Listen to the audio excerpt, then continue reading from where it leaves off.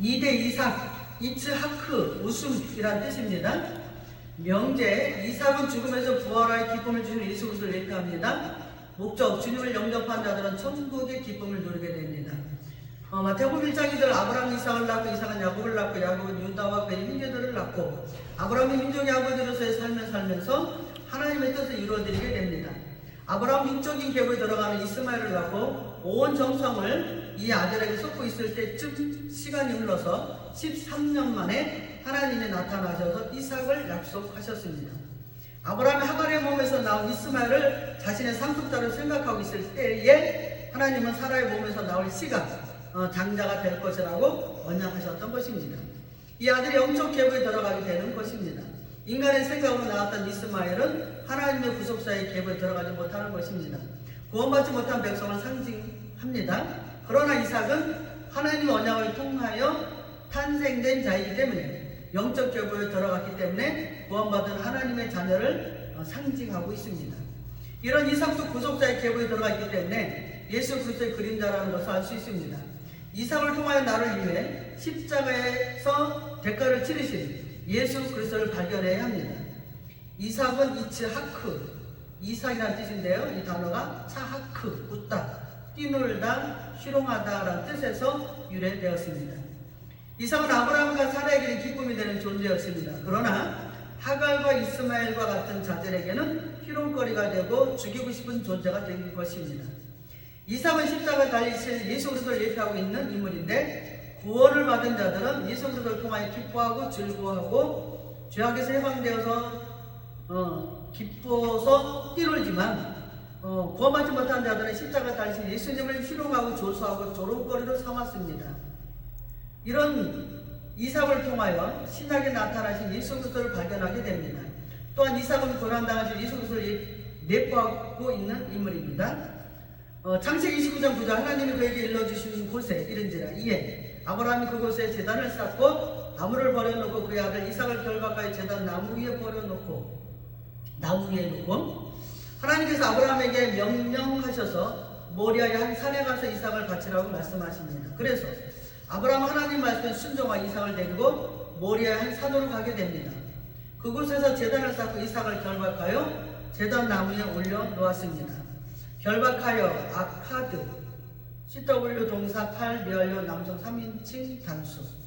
결박하다, 묶다라는 뜻입니다. 즉시 묶었다는 거예요. 아브라함이 이삭을 묶고 능동의 주체, 이삭을 묶은 거죠. 하나님의 제단에 올려놓았을 때 이삭은 아무 말도 하지 않았고 묵묵히 아버지 지시에 따랐습니다. 완료 시제로 이제 하나님 앞에 순종했다는 거죠.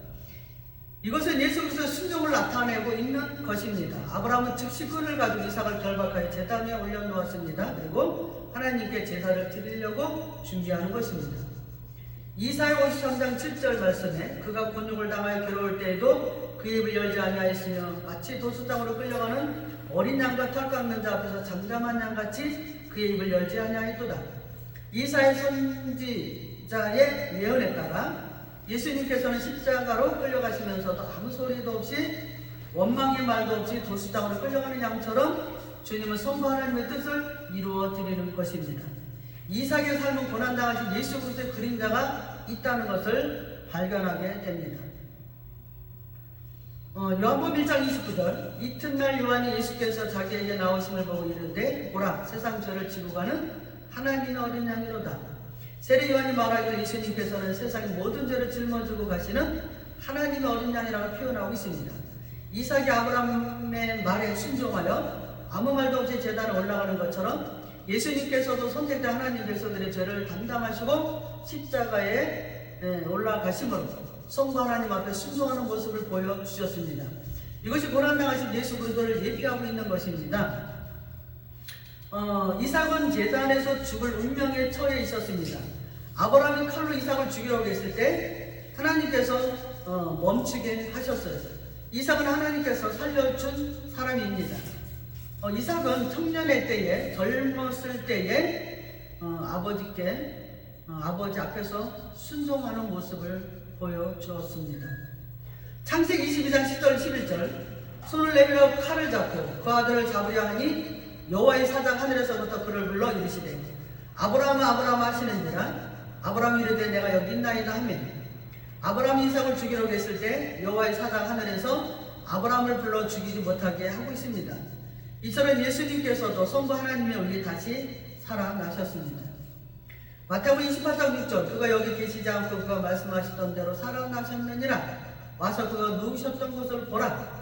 예수님께서도 십자가에서 죽으시고 3일 만에 부활하셨는데 자신 스스로 살아나신 것이 아니라 성부 하나님께서 예수님을 부활시키신 것입니다. 이삭을 통하여 예수 그리스도의 모형을 발견하게 됩니다. 그렇다면 우리는 이삭을 통해서 무엇을 깨달아야 됩니까? 이삭은 언약의 자손입니다. 이스마엘도 있지만 언약의 자손으로 나온 구원받은 자손이라는 것을 깨달아야 합니다. 언약의 자손은 천국을 기업으로 받게 되는 것입니다. 갈라디아서 4장 28절 29절 말씀에 형제들아 너희는 이삭과 같이 약속의 자녀라. 그러나 그때 육체를 따라 난 자가 성령을 따라 난 자를 박해한 것 같이 이제도 그러하도다. 우리들도 이삭과 같이 하나님의 약속의 자녀라는 것을 잊어서는 안 됩니다. 이스마엘처럼 육체를 따라 난 자들이 아니라 성령을 따라 났으며 이렇게 이스마엘의 이삭을 조롱하고 박해한 것처럼 구원받은 하나님의 백성들도 믿지 않는 세상의 백성들에게 고난을 받고 박해를 받는 일들이 분명히 있다는 것을 말씀하고 있는 것입니다. 요한복음 8장 29절에 나를 보내신 이가 나와 함께 하시도다. 나는 항상 그가 기뻐하시는 일을 행함으로 나를 혼자 두지 아니하셨느니라. 이삭을 통하여 깨달을 수 있는 것은 이삭의 이름 속에서 웃음이라는 뜻이 있습니다.